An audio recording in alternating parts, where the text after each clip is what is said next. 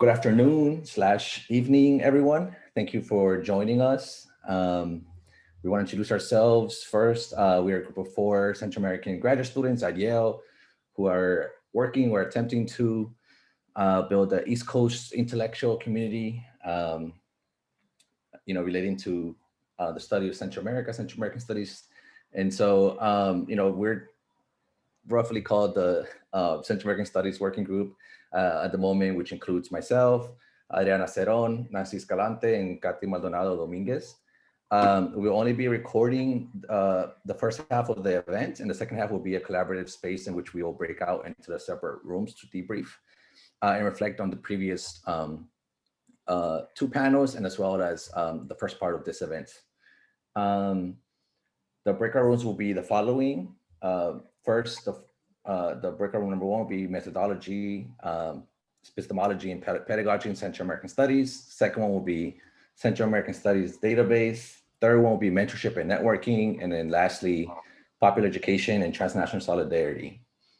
We'll get more into that in the later part. But before we continue, we would also like to reiterate some community guidelines that we've mentioned in the previous panels. Please turn off your cameras or change your name if you're not comfortable with showing up in the recording. I'm going to ask everyone except the speakers and hosts to mute their microphones to eliminate background noise. We will have a live caption. The button to enable should come up at the bottom of your screen. If you cannot find it, please let us know. I would also be personally taking questions for the Q&A portion. I'm gonna change my name to Q&A. So please send your questions directly to me via the private message option in the chat. And then I will be relaying those later in the Q&A. We hope that this will leave the chat open for real-time discussion. So as Central Americans in the diaspora in the US, we have made it to a place in which a number of us have the opportunity to research and write about our own stories, experiences, and histories. Our goal is therefore to build a community intentionally to foster a space that centers the voices and experiences of Central Americans, Central American diaspora scholars, and academia. So please be mindful of this when engaging discussions and questions. Today, we'll be sharing space with Professor Steven Osuna for the first few minutes and then move on to the open discussion, as we mentioned. So before we begin, we also like to acknowledge the stolen Quinnipiac land on which Yale University stands here in Connecticut, New Haven, Connecticut, as well as the indigenous peoples and nations that have historically cared for and maintained the land which we now call Connecticut, including the Mohegan, Massanutten, Pequot, Eastern Pequot, Shattuck, Golden Hill, Palisade, Neantic, and other Algonquian-speaking peoples. It is important for us to recognize the violent history of settler colonialism and the ways it shapes our lives.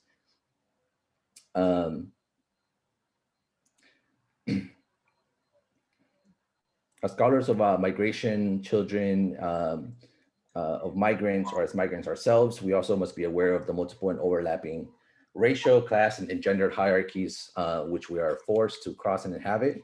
So to avoid reproducing indigenous erasure, we must understand our positions as displaced subjects on stolen lands.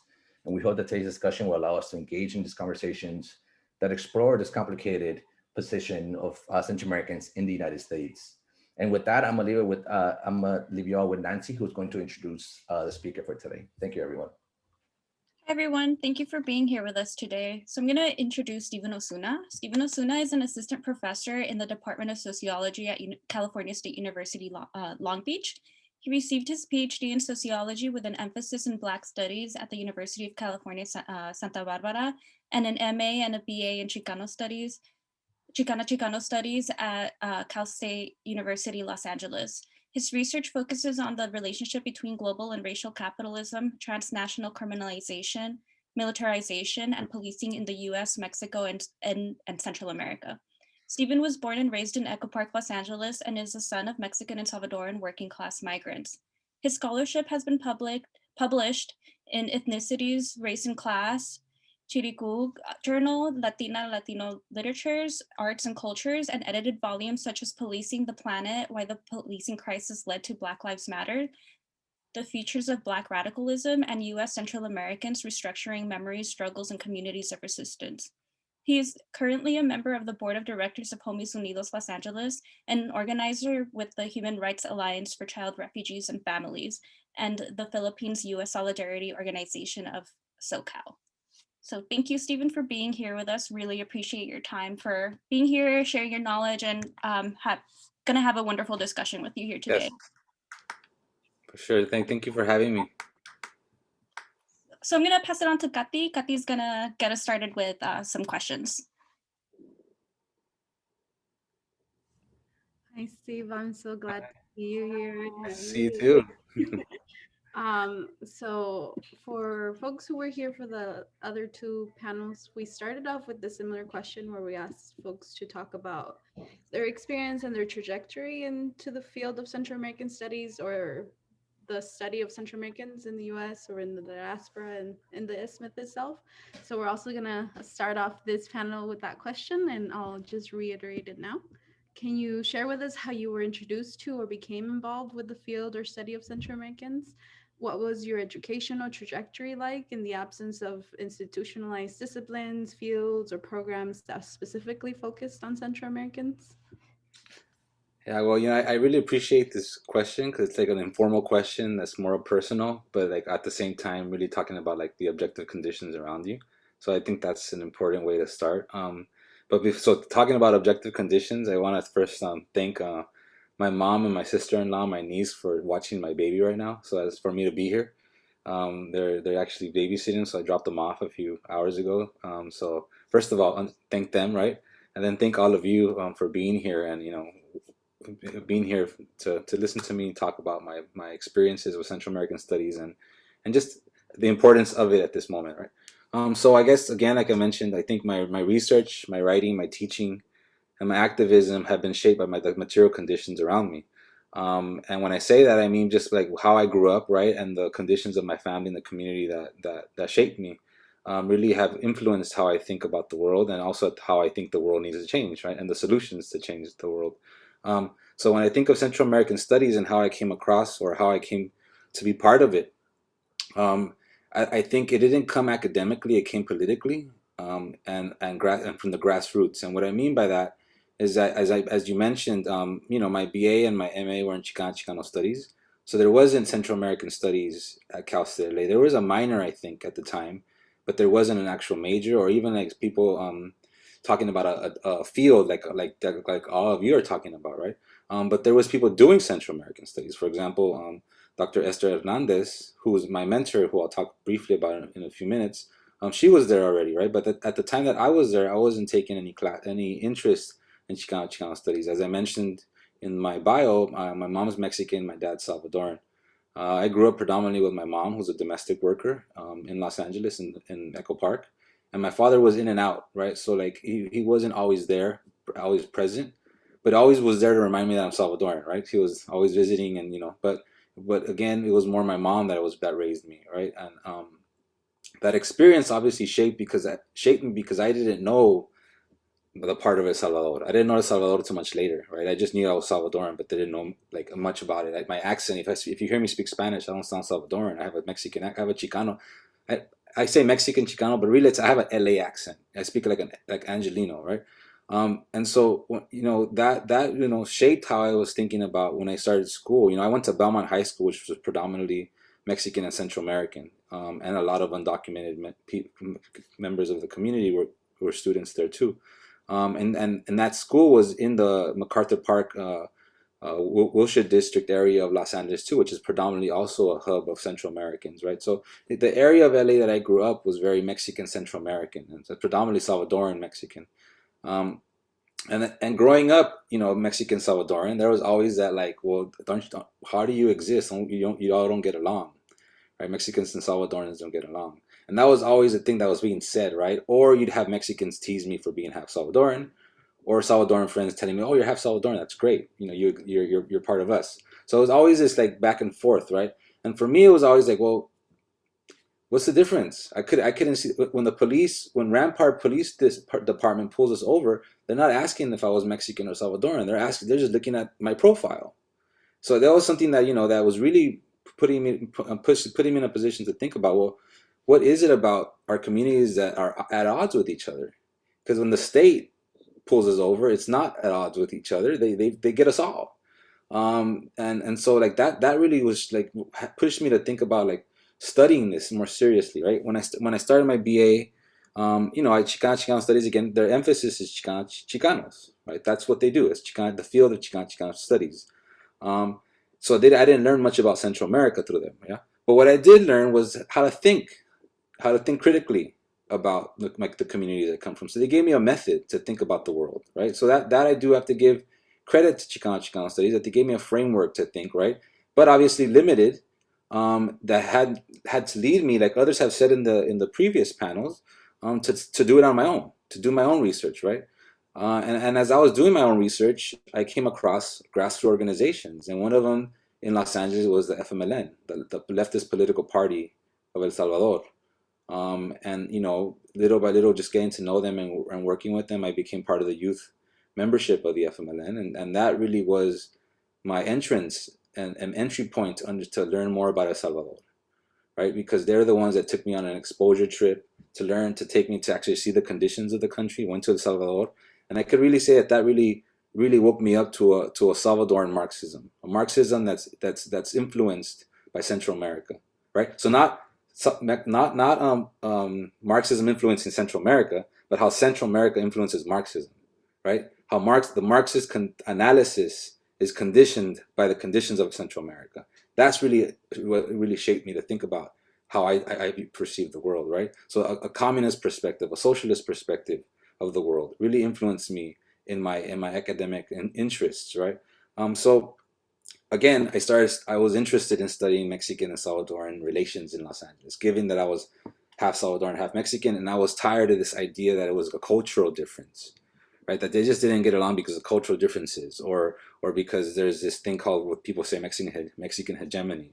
I was like, no, there's material conditions that shape how communities interact with each other, right? And that's what I wanted to understand. What are the material conditions that shape our existence as migrants in Los Angeles? And to understand that, you started in the very beginning, right? To first understand that this is a settler colonialism in Los Angeles. Like, what was the history of Los Angeles?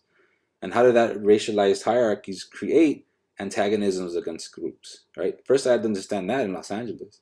And then think about how migrants that arrive are shaped by that, right? And then perpetuate those hierarchies. So that, you know, those are some of the things that I thought about as I was working on this, on these interests, right? Doing my own studying. And you know, as I pursued my MA in Chicano studies, that's when I met Dr.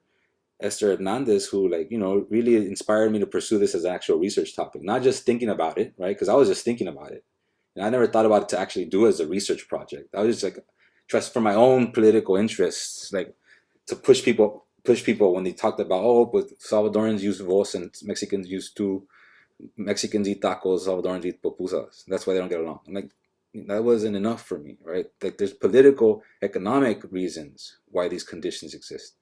So, you know, as I was in my master's program, she really encouraged me to pursue a PhD.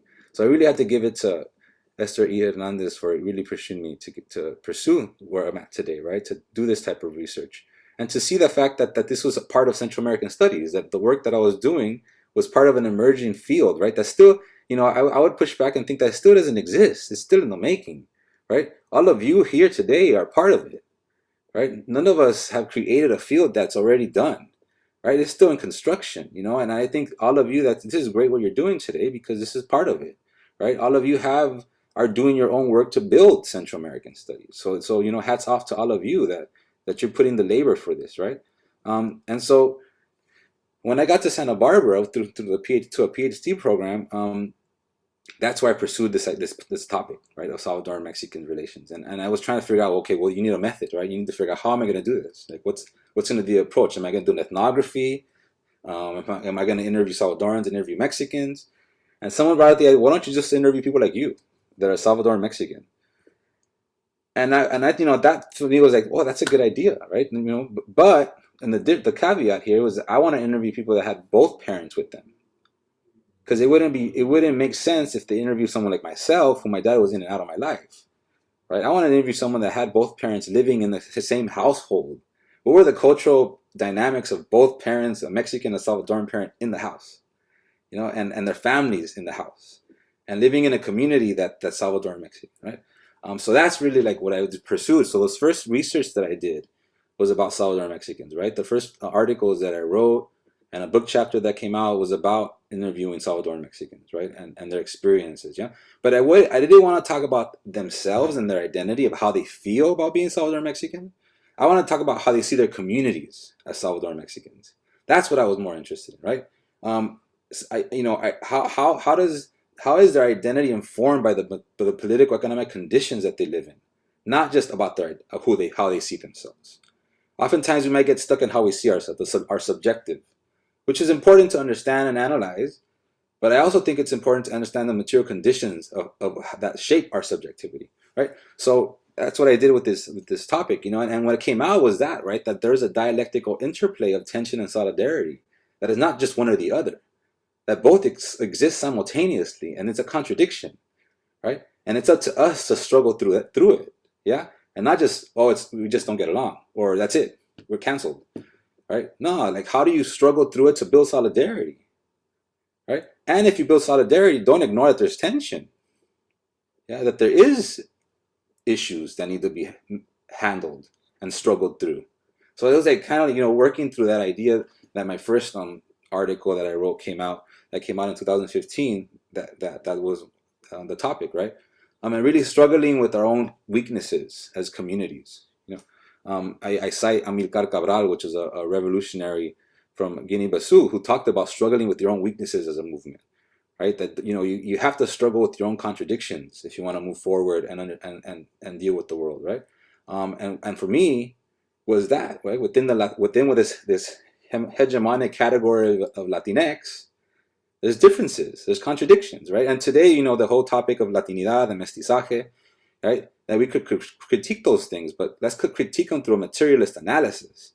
Like, it's not just your skin color or your appearance, but it's like the analysis of what produced those conditions that mestizaje became hegemonic, right? I build off of the idea of Cedric Robinson, who talked about racial regimes, right? Racial regimes are constructed. So if we think of mestizaje as a construction, why was it constructed materially, right? And politically, what does it do, yeah? And how do we challenge it, yeah? And same thing with Latinidad and Latinx, and that's what when I was thinking about, well, Mexican Salvadorans have a different socio-political mode of incorporation to this country. So they're different because of their modes of incorporation, how they're exploited, right? But then at the same time are part of this, are just an ethnic this faction of the working class, right? They're just a distinct faction of the working class at the end of the day, right? The majority of our people are working class and are being exploited and alienated of their labor. So so we have to understand that element too, right? So, that's the stuff that I was working on. And one thing that came out of that was, the idea of memory, right? And I wrote this one piece about this obstinate transnational memories, right? And that these folks that I interviewed talked about that they knew their family's history, yeah? Their parents' migration experiences. Not because their parents sat them down and said, I'm going to tell you about my migration story, and you're going to hear about it, but through just conversations that just come about, right? Everyday experience conversations that they've never actually processed it, but if they actually knew it, right? Or sometimes, some of them knew about their parents fleeing El Salvador and reasons why. Not many people know about their parents that fled, why they fled El Salvador, but some of the folks I interviewed did, right? And how that kept, like, when I say an obstinate memory, it's just stayed with them, and that shaped how they see themselves in this country, right? And I think that's a very important, finding to think about, because it's just to think about all of us, right, in this space, like how to have our parents or our own migration experiences shaped how we see ourselves here, right? And how does that motivate us to action? How to motivate us to do the research you're doing today? For example, the fact that how you introduced this panel was that Central Americans writing about their histories and their families and their experiences. That obviously is shaped by the conditions around us, right? So that I think that was an introduction to, like, then starting to see myself as part of Central American studies, or doing something that's similar to Central American studies, right? And again, as I mentioned, my involvement with the FMLN youth, also led me to the importance of organizing students on campus when I was a graduate student, and we participated in founding the Unión Salvadoreña de Estudiantes Universitarios, which is UCEL. It was a Salvadoran student group that, you know, it built all over the California campuses, the UCs and the CSUs. And through that project, you know, we were able to do political education about El Salvador and Central America. And I think that was an element of Central American studies, not necessarily in the classroom, but in the university, right? And I think Kati with Unica at UCLA, that's Central American studies, right? Because you're building political consciousness among Central Americans, Central American students, right? So that element, you know, that was an important for me to shape me because, you know, I was able to interact with other Salvadorans and learn more about El Salvador through them too, right? Because again, like as I mentioned, you know, my dad was in and out, right? So I got to learn more about El Salvador through the students, you know, through their own experiences and the fact that they took me in and told me, look, this is what it is, right?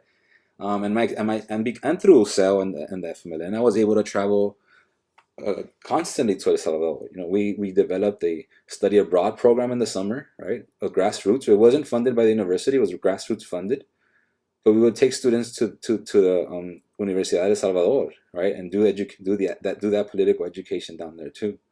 And I think that was an important element of Central American studies, right? That you build transnationally, right, to learn about why you're a diaspora in the first place.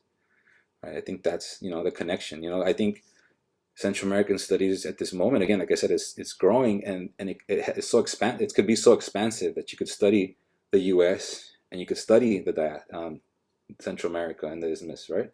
And you could study them at the same time. You could study them separately, but it's there, you know, the power of studying these places and the distinct communities that emerge from them, right? I think I've really enjoyed listening to the last two panels. You know, unfortunately, I wasn't able to participate in the first one, but I heard that one and I heard the second one, and it was great to see the expansive ideas of research that exist, right? That we're not all the same, right? If you think about all the participants in these panels, none of us are the same. We all have different ideas, which is beautiful, right? That's how it should be. And some of our ideas might contradict, and which is great because that's, you know, debates develop this way, and open debates and open criticisms are the way we develop a field, right? So I think this is a good moment to see this, you know. So I think my introduction is that, right? That I came in through, again, not necessarily academically, because as you're saying, there was lack of institutionalized discipline, but politically, right? Through grassroots efforts that really shaped me. And to this day, you know, I guess I mentioned UCEL, but after we left UCEL, you know, we developed a small little group called the National Association of Salvadoran Professionals, and we're doing mentorship through the grassroots again, right? We're like, okay, we're Salvadoran, we're either graduate students, or we have a professional degree. What do we want to do with it? Well, we could. How about if we support other Central American undergrads, and if they need guidance with graduate school or law school, how we help them out this way. Again, grassroots. It wasn't funded. This is us just doing this because we know there is a need, right? And to this day, a graduate student at UCLA, I'm currently working with them to this day.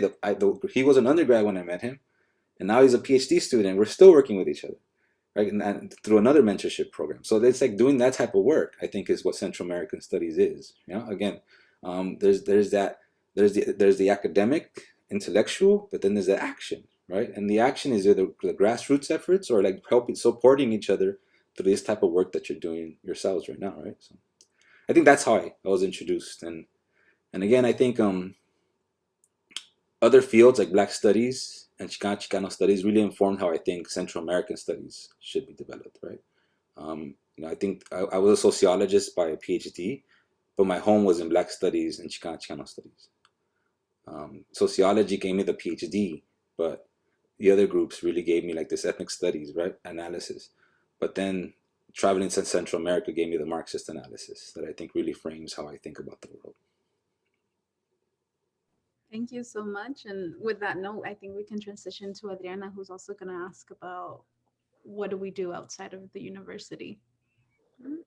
Yeah, thank you so much. I really enjoyed your article. I always cite it all the time, and it's definitely shaped my work as well. So thanks. Now, the next little questions focus a little bit more on how we can create a bridge between academia and local communities to create a more equitable society. So in that vein, as scholars, practitioners, teachers, and professors in Central American studies, what is our responsibility to the communities that we serve? I like the word serve. You know, there's this tradition of the idea of serving the people, right? That you have to serve the people. right? So I like the word serve, right? And some people might sound like, oh, I'm not a servant, but no, but you're serving the people. Don't serve capital. Don't serve the capitalist state, but serve the people, right? And the people, when we say the people, obviously the working class, the oppressed, right? So I think that's an important framing. Well, as I think, first of all, we have to have a preferential option for the poor.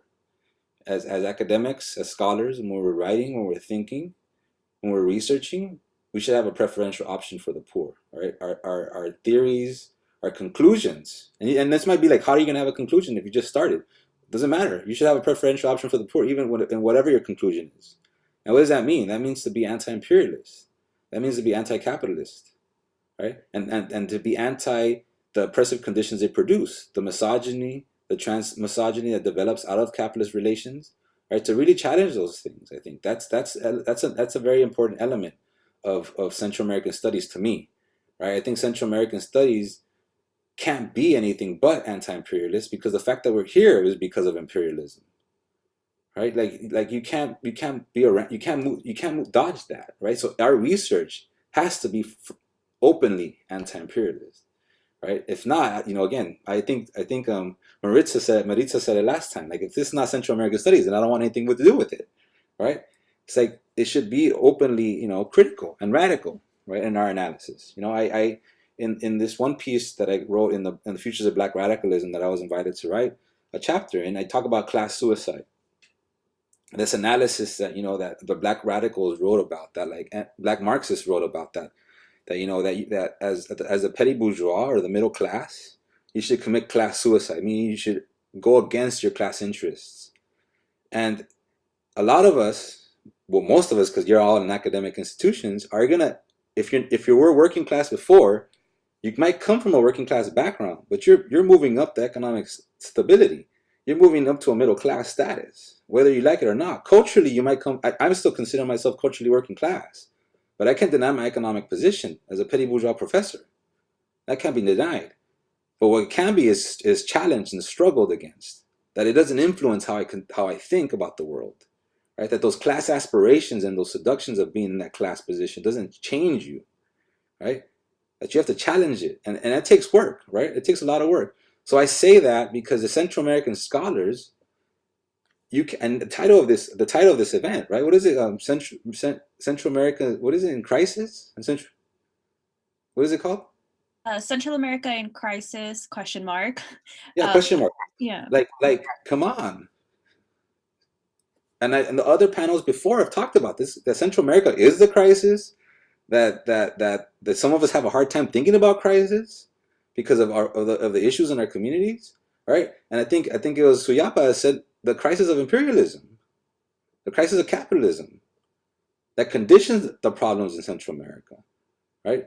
I think those are the things that we really should, as scholars, bring with our research, right? Whether it be a research about, a cultural studies approach to talking about, I don't know anything, right? They still could have a materialist understanding of the problem, right? I always tell my students, like, I have this bottle here. I can say, like, oh, it's a nice bottle, but let's understand who made it, who owns it, who was exploited to bring it to my hands, right? So I could do a nice aesthetics, cultural studies analysis of this bottle, but I should also understand the relations of production that produced this. And not forget there was people that touched this before I did, that were exploited to make this thing, that brought it to me. The shirts that we wear say made in El Salvador. Let's think about those things, right? So I think as Central American scholars, those are the things we need to bring up and highlight, right? The exploitation of the maquiladora workers in El Salvador, that are organizing, women that are organizing against their exploitation, right? Our Central American brothers and sisters here in the United States are currently under COVID. They're essential workers. Eventually, someone's gonna have to do research on their experiences, right? That as much as a lot of people want this thing to open up, they're the ones that are dealing with the brunt of the system, that have the lack of unequal access to healthcare, right? Those are the things that Central American scholars that we have to uplift, right, and talk about, And again, that's the academic part of it, like the idea of not forgetting, or people oftentimes say that statement, don't forget where you came from. But it's more than that. It's understanding where you're at right now too, and challenging that, And another element to that then is if because I know you all are at Yale, I don't know, what the Central American community looks like there. Like, is there a Central American community around you? I'm in LA, so there is, right? But it's place specific, right? Like, you have to understand who's the community that you're at the time that you're thinking of this question, right? At the time when I thought about that question, for example, at Santa Barbara, it was Salvadoran students. I was like, all right, my community is Salvadoran students, so I'm going to organize with Salvadoran students. Now I'm in LA. That's a different story. It could be I'm going to work with the refugee community. I'm going to work with Salvadoran students at Long Beach. I'm going to support Salvadoran students at UCLA, Central American students at UCLA. It's broader, right? So I think that question really needs to be think about as place specific. Who are the communities that you're going to work with at that moment? And how are you going to build internationalism, as Suyapa said in the first panel? International meaning building solidarity across communities, right? You mentioned, in the bio that I'm a member of the Philippine-U.S. Solidarity Organization. There's a lot of similarities between the Philippines and Central America, right? When we think of El Salvador's got Bukele, the Philippines got Duterte. Just different continent, but same fascism, right? So like I think making these connections is also important as community and building. As I think that's a responsibility on our part as scholars, as intellectuals, and I really want all of you in this space to think of ourselves as intellectuals, right?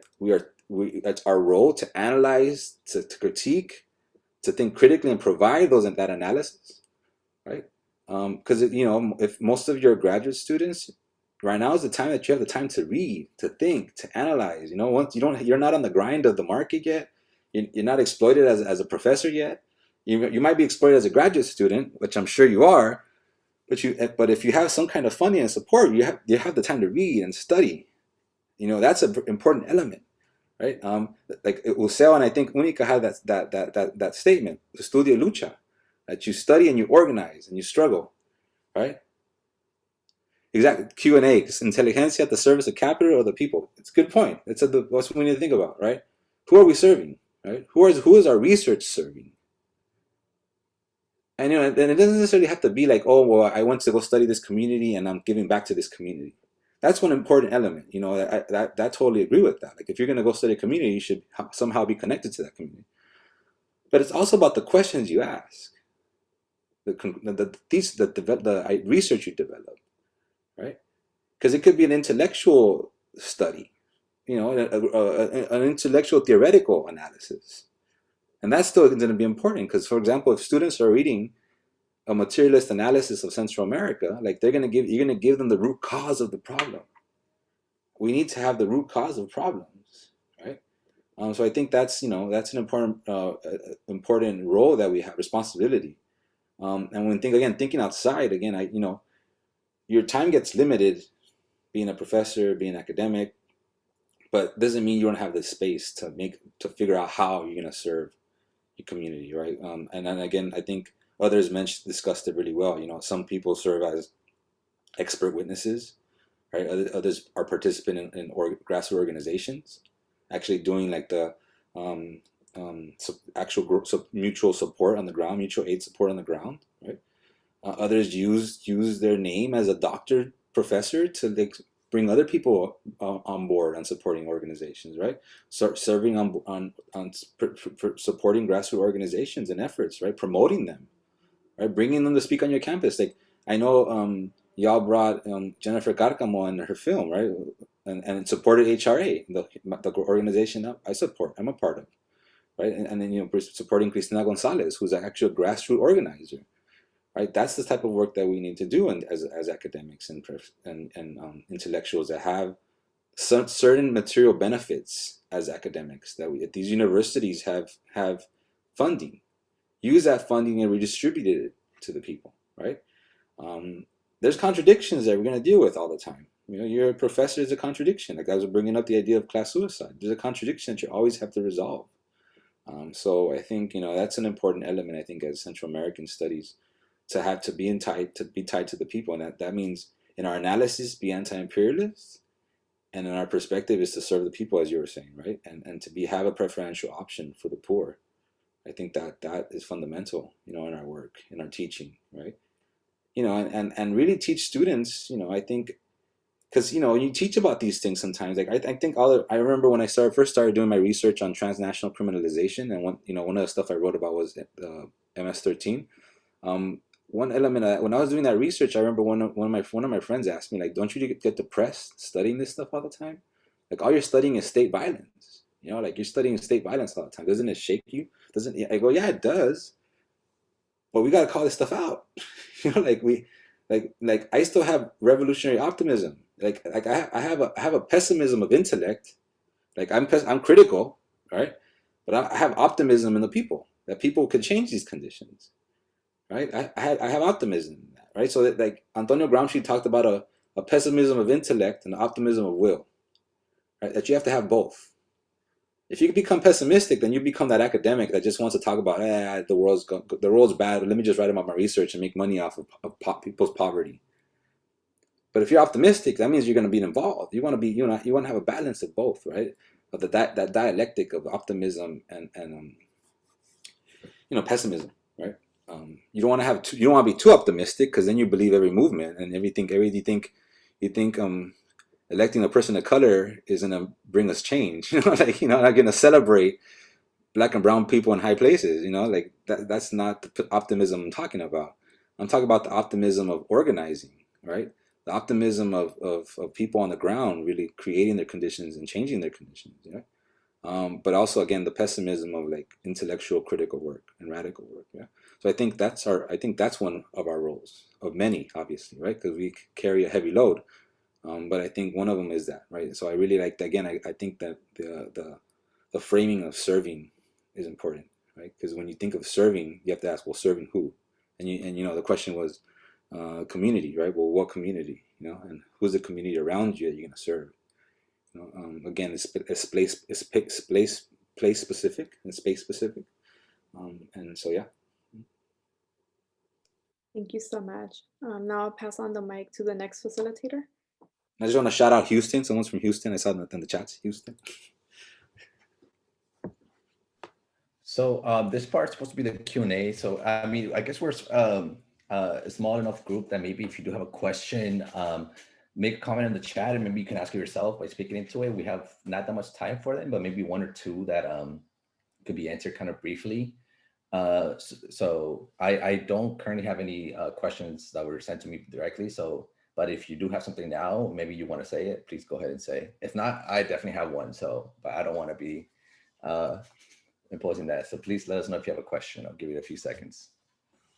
Sin pena. I have a quick one. I just, can you repeat, maybe you mentioned a couple of books that have influenced you on looking into materialism and looking specifically at the connection with Salvadoran Marxism in that way? Can you maybe share some titles? Yeah, I think the Salvadoran Marxism came from practice, like meeting actual Salvadoran Marxists. So it wasn't necessarily reading Salvadoran Marxists, right? Roque Dalton as a poet, if you read between the lines, but again, I think I'm thinking of books that really shaped my consciousness. Obviously think about Gramsci's Prison Notebooks. That's important for me, right? Cedric Robinson. I think reading Cedric Robinson. I think Cedric Robinson important because he challenges my Marxism. Right? He's not anti-Marxist, but he was challenging Marxism, and I think that's important, right? Because we shouldn't be dogmatically anything, right? We shouldn't be dogmatic in our approaches and our thinking. And so I think I went into graduate school really like I'm a Salvadoran Marxist, right? And then I meet Cedric Robinson. He's like, well, Marxism has its limits. And I, what's his limits? And getting challenged on that, right? I think that was important for me, yeah, and really building, right? And then that really pushed me to think about Marxist feminism, right? And Silvia Federici. If you've never read Silvia Federici's Caliban and the Witch, right? I think that's a really important book to think about primitive accumulation, the origins of capitalism, and its effects on women's bodies, right? And how that shapes the development of colonialism, settler colonialism, right? A primitive accumulation, and that Marxist analysis of primitive accumulation is important. In thinking, for example, about El Salvador and the vagrancy laws and the abolishment of communal lands, right? Thinking about that in relationship to that, I think that's important. I think other literature that shaped me. I think now I got I think in my analysis of violence, thinking about when I was writing research on on MS-13, obviously Wretched of the Earth, right? Frantz Fanon, right? Thinking about how that's shaped, the violence in us, right? I think oftentimes when you think about El Salvador, people have this stereotype that we're just a violent society. It's just a violent culture. It's like, nah, the material conditions created this violent society that we're seeing. The Maras are a direct product of U.S. imperialism, right? Of the global capitalist transformation of El Salvador. That's how Maras emerge, right? And its origins in Los Angeles, right? The fact that, there was Mexican gangs and black gangs that built these Salvadoran gangs, and they had to create Salvadoran youth, and they created gangs to defend themselves. That's the surface level, yeah. But what are the material conditions of LA that shaped these youth to develop this way? Mexican and black gangs aren't just that's what it is. They also had to develop in LA, right? So what were those conditions? And I think analyzing it through the violence that Frantz Fanon talks about is important. Stuart Hall, I think Stuart Hall for me is an important theorist in cultural studies, but also like in analysis of the material analysis, right? That Nancy's asking about, right? An important book for me was Policing the Crisis. Right? Policing the Crisis is important because that really does give you a Marxist analysis of the state. Right? What is the state? Right? I think we have to have an analysis of the state as well. You think about what's happening in El Salvador right now with the state. So I think that's an important framing for me. I could keep going, but I think those are some important ones for me that really shaped me. Yeah. Oh, one more before I continue. Golden Gulag by Ruth Wilson Gilmore, right? I think her analysis of surplus is important, right? Because if you think about surplus, the surplus population in the Marxist term, right? This idea of people being pushed off of the production process. Think about migration, right? Think about these quote unquote caravans. They're seen as surplus populations, right? And how are surplus populations treated? We're seeing that in the Guatemalan-Mexico border. We're seeing that at the U.S.-Mexico border, right? So I think that's an important book too. Thank you. Thank you for that. I see there's a question that was asked on the chat that's public. I can reread it. And this might have to be the last question because we do want to have some time for the second half of the briefing. So I'll read it real quick. And then Steven, if you have an answer for that, you can go ahead and answer it. How can we bring in Central American migrant youth into academia to Central American studies, provide more resources to those in Tijuana or Tapachula, asking for our Central American migrant youth at Contraviento y Marea, El Comedor Comunitario, who are autonomously organizing a free food program weekly, frontline resource and donation center. I want to help bring them more education and develop programming for them that includes Marxism and anarchist theory too. Yeah, I think you mentioned, the places, Central American migrant youth at Contraviento y Marea. I think for me, in any place, it's like, well, who are the organizations that are there, right? Debbie, who are the grassroots organizations that are organizing, and how can you build with those grassroots organizations to start developing this idea that you're asking, right? And then bringing some of us and getting us involved, right? If you mean Central American studies being the academic aspect of it, yeah, how do you invite professors or academics or people that are doing this research to do political education? And I bet you anything that those academics are going to learn from you and the grassroots organizations, right? Because Central American academics don't have it all. Sometimes some of them are not even tied to movements, right? So it's like, it's important for us then to learn from movements and organizing as well, right? And learn from the grassroots. So I think, it's dialectical, yeah? So that question I think is important, is that, yeah, first of all, who are the ones building there? And you mentioned, right, that they're Comedor Comunitario. Well, then propose that idea. How do we bring Central American political education here?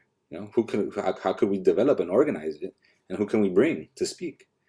And again, there's, I always think Jennifer Cárcamo's film, Eternos Indocumentados, is a perfect example of doing political education, because that film really provides you the root cause of the problem, the organizations organizing, and the experience of migration and the refugee experience at the border. And I think it gives us the context of how they even organized, right? And I think that's powerful to see that refugees organized themselves, right? It wasn't a nonprofit that went in there to support them. It was their own efforts, their own hunger strikes, they're organizing. So I think that's important. So again, connecting it to what you're asking, I think is that, right? Really building with the organization and asking them, how do you connect, right?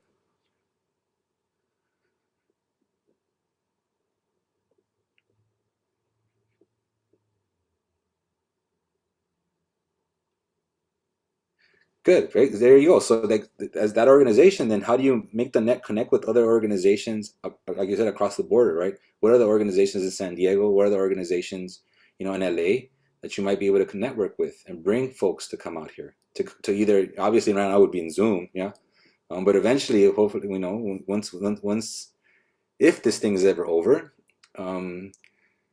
people could go down there. And I think that's making that network, right? Because there's the needs there. I'm sure the needs there. It's always going to be there, and there's a lot of us that are willing and available to do it. And again, this Central American working group at Yale could start developing. How could we do a political education through Zoom with Devi? Well, thank you so much. I think that, like all the other speakers, the previous days, these were really insightful comments, and like we've emphasized too, hopefully also pushes us towards actionable things, right? Because it's one thing to think about things, have these events, and just discuss things, but then other things to be actionable and do real things after that, in coordination to the kind of things that we talked about. So I appreciate everyone. We are in the process of moving towards the next transition. Unfortunately, Professor Osuna is going to leave us for the rest of the section, but we invite everyone else who might want to stay and debrief and talk about today, but also the previous 2 days and what things we can do. We love to have you. So again, I want to thank you again, Professor Steven Osuna. You're great, like everyone else. So I really appreciate it. I don't know if you have some final comment or something. Yeah, again, just keep doing the work. I for example, right now I'm raising a 4-month-old. That's the work right now, right? There's always a primary, right? What's your primary right now? My primary is raising a 4-month-old. I think things change, conditions change. At this moment, this is my primary, right? My secondary is my work, and if I have time, I could do the organizing at the moment. But right now is a 4-month-old, right? So I think I do the work that means something to the people around you, and I think, again, what you all are doing is really important, and I applaud you from LA that you're doing this, and hopefully you continue to build this intellectual community that you say you want to see and where you're at, right? I'm gonna write my email on the chat, so if anybody wants to hit me up, any questions or want to continue conversations, I'll send you my email. I'm always open to chatting. When my child lets me talk. But thank you again. I really appreciated the invite. I thank you for allowing me the time, because again, I apologize for the last time that I wasn't able to make it, but hopefully this was fruitful for y'all. So good luck. Yeah. Thank you. Thank you so much.